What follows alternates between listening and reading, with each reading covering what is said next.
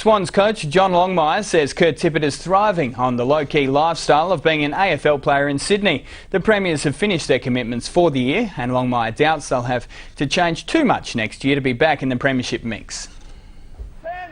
Christmas might only be days away, but there was little goodwill shown to Sydney's players at their final training session of 2012. Go run. Signs of what lies ahead when they resume in the new year.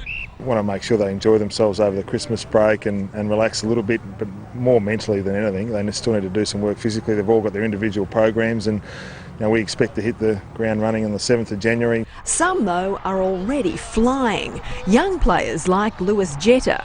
As if he's not already quick enough, it seems he's sprouted even bigger wings. His pre-season well and truly hurtling down the runway. Older players get really excited by the keenness of the younger boys, and to have Lewis Jetta turn up and run a minute quicker than what he did this time last year is a good sign, and it really encourages the older blokes. There's been 11 changes to the Swans list, and there'll be very much a family feel to the club in 2013. Kieran Jack and Ted Richards joined by their brothers in the red and white. It's interesting seeing them play in different teams. When they're on the same teams together, there's always a bit of banter flying around, which is terrific. They both bring different things. I mean, Brandon Jack, Kieran's brother, is just electric quick. He's got a super pace, and Xavier Richards is a key position player like his brother. And it's just been interesting to see them develop. It's great, and hopefully they have a real good long future with the Sydney Swans.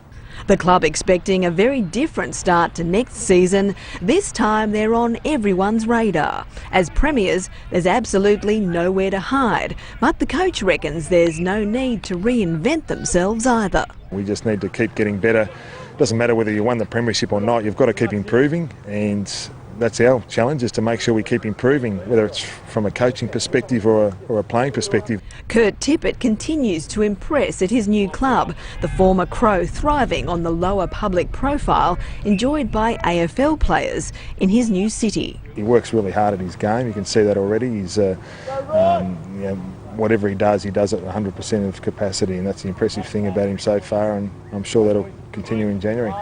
It seems a world away from the lingering bitterness over the manner of his departure from the Adelaide Crows. We're looking forward now, and I'm sure Kurt is looking forward to next year and being a part of the Sydney Swans Football Club. Leanne West, Fox Sports News.